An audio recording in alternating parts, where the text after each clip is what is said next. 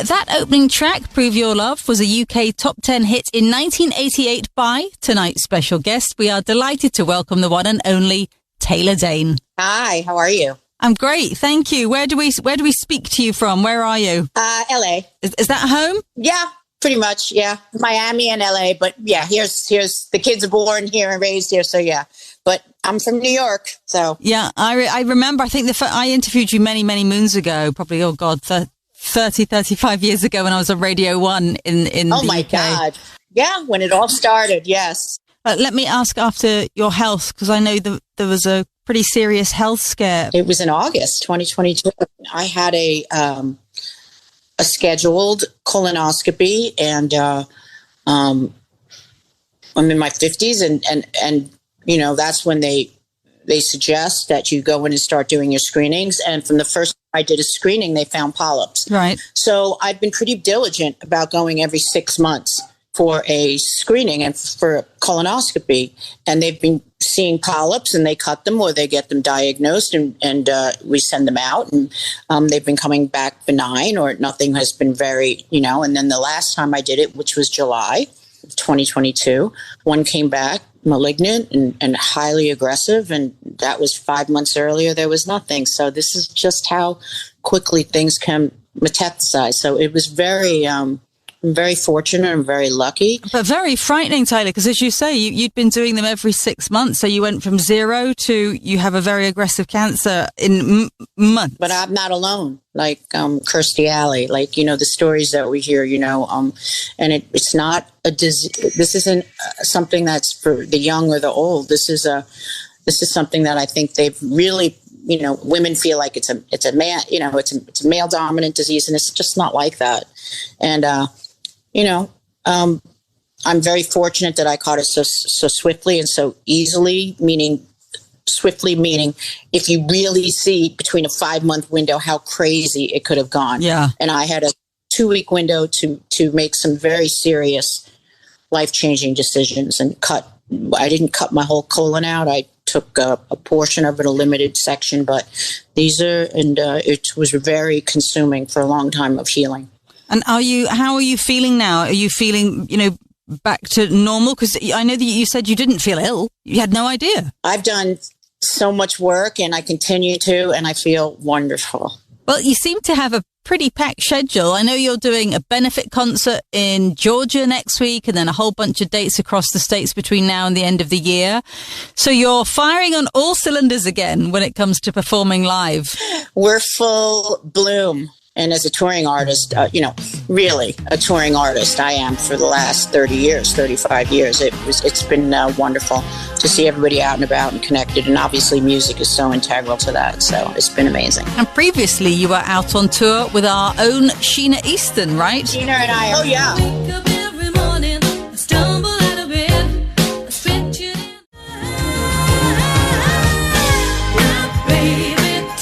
Sheena Easton, a tour mate of tonight's special guest on The Great Conversation, Taylor Dayne. That was 9 to 5, a huge hit for Sheena in 1980, pretty much around the same time when you would have been starting out in your career path, Taylor. But let's go further back than that. How about to the first record that you ever bought with your own allowance?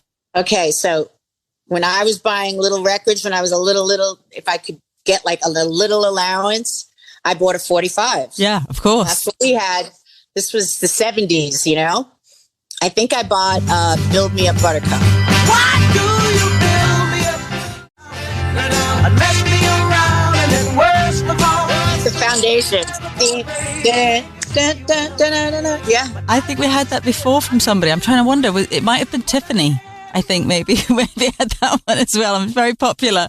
And there was this other song I remember because we had jukeboxes, you know, like, so I go across the street. I grew up in these apartments, and my mom would go to the luncheonette or whatever and get her like her little muffin toasted and her coffee, and they had a little jukebox, so she'd give me maybe 10 cents, a nickel, to go in there and play a song. And another one was Dizzy.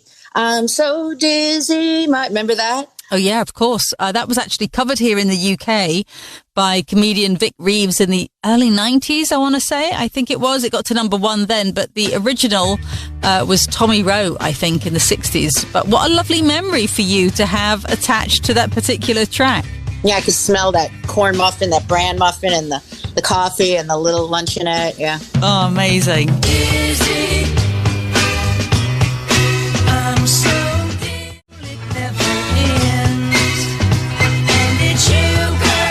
Dizzy, a number 1 both here and in the States in 1969 for Tommy Rowe, and one of the first records Taylor ever bought. And we'll be back with tonight's special guest, Taylor Dayne, for more great conversation next. Welcome back to The Great Conversation with me, Jackie Brambles. Tonight's special guest, Taylor Dayne, beaming in from LA, and your good self, cozying on in for a top-notch natter. Taylor, you grew up on the East Coast, right, in Long Island, New York. So as you got into adolescence, what kind of music was around you then? What artists were you getting into as a teenager? It was a very interesting time. We had super groups, right? There was ELP, Emerson, Lake and Palmer, Pink Floyd for sure. I really started navigating to these soulful, rhythm and blues singers. So I would, of course, Led Zeppelin was real strong influence. Bad Company. Ah, right. Paul Rogers was an amazing vocalist to me. I can't get enough of your love. Can't get enough of your love. And the radio, which was simultaneously, radio in the 70s had Karen Carpenter to Al Green to Bill Withers to Marvin Gaye. Like, these were, of course, Stevie Wonder. Like, you just can't. So my top 40 had, Lean On Me, or it had Close to You from Karen Carpenter, or it had Blood, Sweat and Tears, right? It had these great songs, and that was considered top 40, or it had, Sexual Healing, from Marvin Gaye.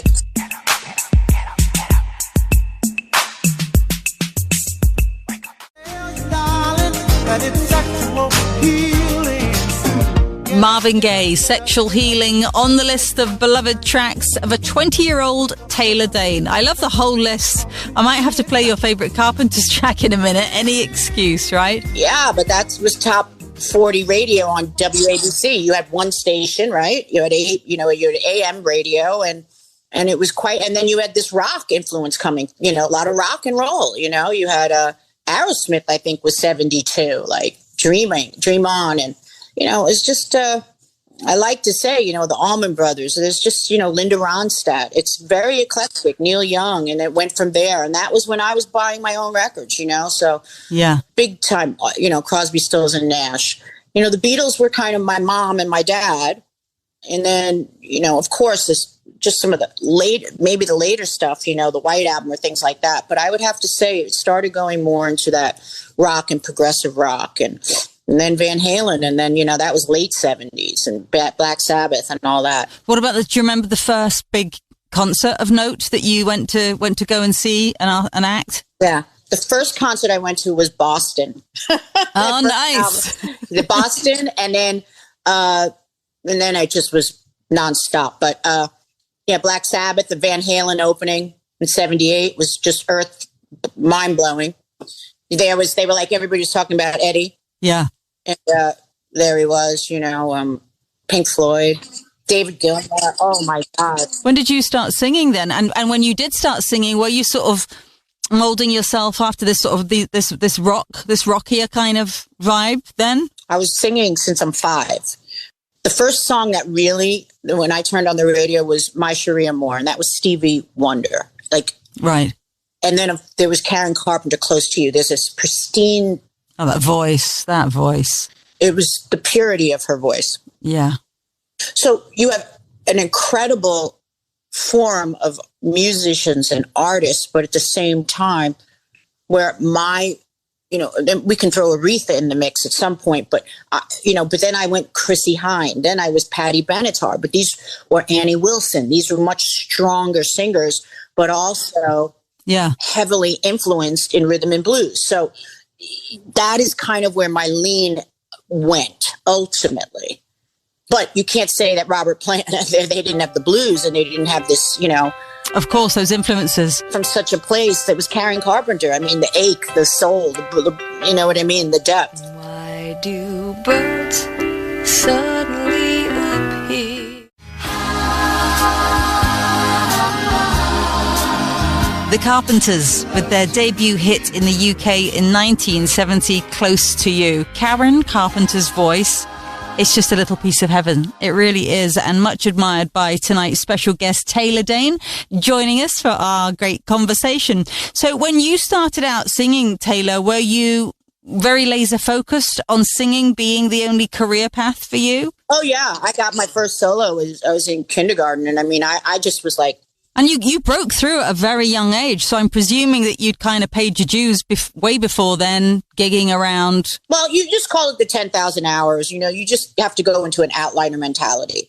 If I was given a basketball at age 4, which I was done with my own voice, and the teachers, the music, they noticed me in school and things like that. And I was very much not involved, but music was my language. That was my communicator. And I was the one singing and singing. So if I had a basketball or a baseball, it would have been the same thing. Like my amount of hours and the time I spent on it was extraordinary. So I became from maybe gifted, right, basketball, to extraordinary because all the hours and the time and the practice and then from there it went to bands and I studied operatically. I mean, I was a highly focused young lady on that. So one of the questions we like to ask is, just before you broke through, just before you got the deal or people started to really pay attention to you and you had that sense, I think this is happening now, just right before then, who would have been your contemporaries to the right and left of you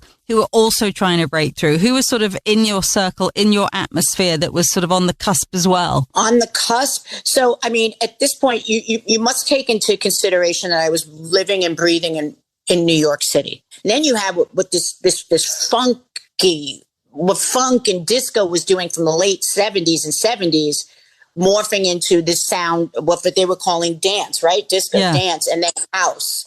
And that's where I was developing in the clubs. And for me, it was the clubs because it's not like somebody saw me in a, like, hey, this girl's a star. This wasn't like that. Like, I was hustling in the clubs, and then I met Rick Wake, and, Samantha Fox actually had a single. There was a little record company called Jive and Tommy Boy. Yeah. And these ended up being big labels, but at the time they were cutting edge. And all I had was what's called the Village Voice to go through to see who was cutting edge, who was recording. I mean, the Village Voice, imagine that compared to a weekly paper, compared to the internet.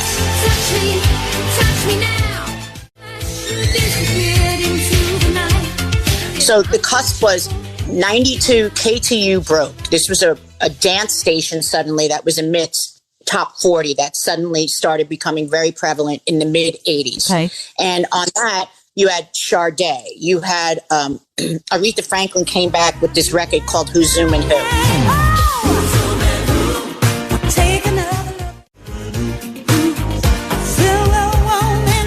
Natalie Cole came back with Pink Cadillac. Like, these were voices that we knew from the 70s and just didn't have a place in this new market. But suddenly they had some hit records and they were contemporary,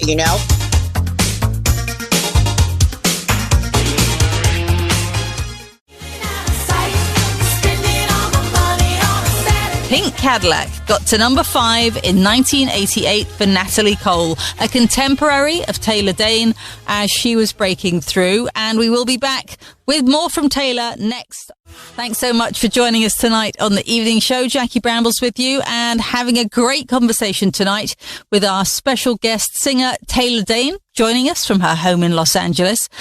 So when you were starting out, were you always certain, Taylor, that you wanted to be a solo artist? And I'd been in 2 bands by then. And I mean, I dedicated a year, 2 years, 3 years with each band. Yeah. My first band starting when I was 17, 18. I was not the lead vocalist, but I watched the process of songwriting and original songwriting and going through that whole process of learning your style, your voice, and then ultimately saying, I never want to be in a band again. It's got to be all about me. Good to know. I don't want to hear 5 opinions.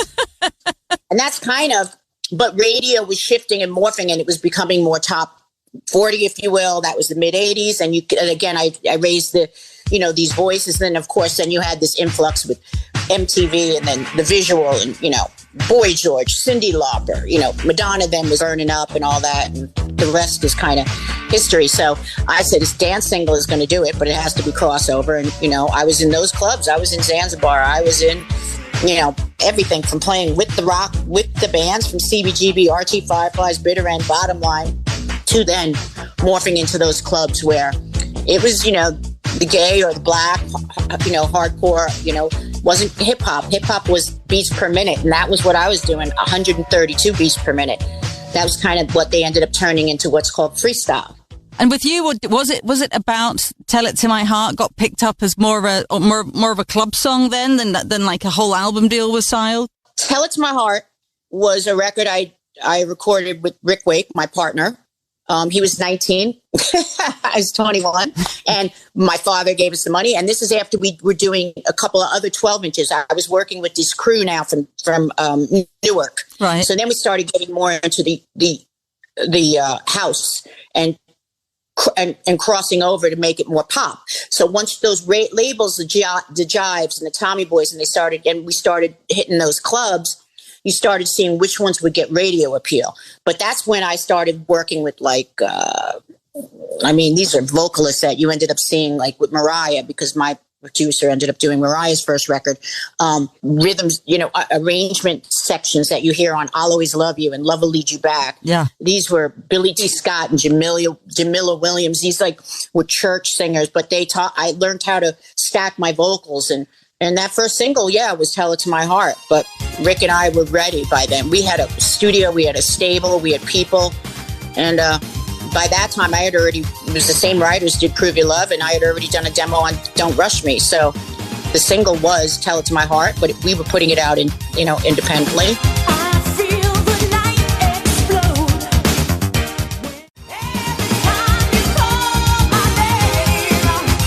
Tell It to My Heart, a huge debut hit for Taylor Dayne in 1987, got to number 3 in the UK and stayed in the charts for a long time, 13 weeks in total. All thanks, Taylor, to your unstoppable drive, your undeniable talent, and a dad who came up with the cash right when you needed it most. How much did you have to borrow from him to make it happen? $6,000. Oh, my goodness. And he knew he knew I'd get a mix show. We'd put it out at night or I'd be in the clubs. And he was like, nobody was harder working. And, we wrote a little contract up, still have a copy of it. Aw, that's amazing. And Harris ended up taking it and buying it, but they didn't put me on the image of me on this 12-inch, and they released it in Europe first. And then there it started blowing up country per country. And I would say the clubs, the grassroots of it, then started going right into radio. Radio was picking it up. The DJs were really informative. The DJs were informing radio, Yeah. And it was enormous. And it had that crossover appeal. And Rick was that song was what stuck out. And it was a guy I went to high school with. That's amazing. Was working at Warner Chappell now, who I saw on the West Side Highway when I was driving by. And he gave me because I'm going to get you a cassette with some stuff, some of the writers here. And it was just a song. And Rick's like, let's do this one. I'm right. Let's do this one. So what was that like when because obviously it took off in Europe first, the whole thing, and you were obviously, you came over here. What was the experience like for you? Oh, well, you guys were top of the pops, weren't you? I mean, we talk about paparazzi and all that, fandemania was live and well and living in Europe. I've never, I broke in Europe. I lived in Europe for the first 6-8 months of my career. I went on to then it was that overnight stardom, and which really wasn't, but as you can understand, the amount of my first record was huge. My contemporaries then were like Rick Astley. Then I was like meeting Rick. Then I was like all of a sudden, we had a hit single together, Misha Paris, or Simply Red. I mean, it was just, and it was going on, and Sinead, of course, it just kept going and going and going, and these are who were my contemporaries there, and that's where I started breaking. You just know what TV show. I mean, Robert Plant. I was like, what's this? What's he do? Honey Drippers. I was like, oh my god, Billy Ocean, Eddie Grant. UK was a huge. I mean, it was part of the breaking of me. I mean, I was at Top of the Pops all the time, 6 singles at least. Have you had many of those full circle moments, or perhaps there's a particular one, some musician that you've long admired that you find yourself either just meeting or sharing a stage with or collaborating with? Like Roachford, I ended up doing 2 songs of his, I mean, yeah, of course, it goes on and on.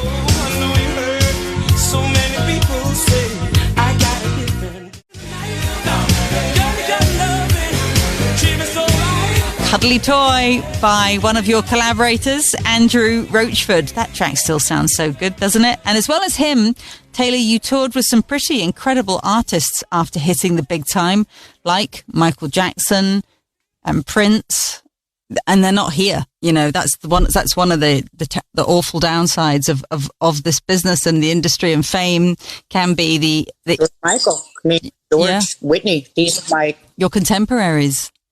And what is it that got you through? What got Taylor Dayne on the straight and narrow and a survivor? I don't know if it's straight and narrow, but everybody has a story. Everybody has a journey in this lifetime. And I pulled back on some level because it was very overwhelming. And it was imperative I took care of myself in a way that I felt was natural. There was a lot of unnatural circumstances, right? Yeah. Within what I was doing as an artist. You can get caught up, or you can stay very true. And a lot of times people, there's drugs, there's a lot of other influences that come in to help you keep up a tempo and a pace. Yeah. Because the pace is overwhelming. It has to do with how you were raised and how you can actually then turn to function. I've gone on, I'm very close to Belinda Carlisle or Debbie Gibson or people that, Paula Abdul. We've all found ways to inner peace and have a sanctuary within ourselves. And that's the work. Oh, that's wonderful. Well, listen, before we let you go, Taylor, I'm going to ask you the question we ask everybody before they go. It's not silly enough to ask you your favorite song. That'd be crazy. But it is, I want you to pick a particular song that you find yourself playing to get yourself into a particular mood, whether that's you feel you want to be inspired or energized, or you want peace and tranquility. Sometimes it's just the Gap Band. Oh, nice. I like it. Which track? I mean, sometimes you just need Charlie Wilson, right? You just need fun, right? Outstanding. You knock me up. Yeah, outstanding. Just as when I really love you. Yeah, oof. Oh, what a treat to hear you sing. That's amazing. Outstanding. So outstanding.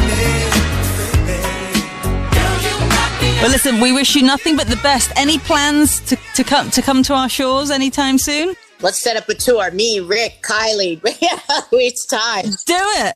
Listen, you have to come over. We have these amazing festivals now, the Rewind festivals. All those guys come together. I think we need Taylor Dayne top of the bill. I love it. Taylor, thank you so much. Thank you so much. What an honor. Thank you, darling. Take care now. Have a great day. Thank you. Taylor Dayne. What a great conversation that was. You can tell that she is a music historian as well as a musician. I love the way she paints a picture of what's happening around her on the radio and in the clubs as she made her way through.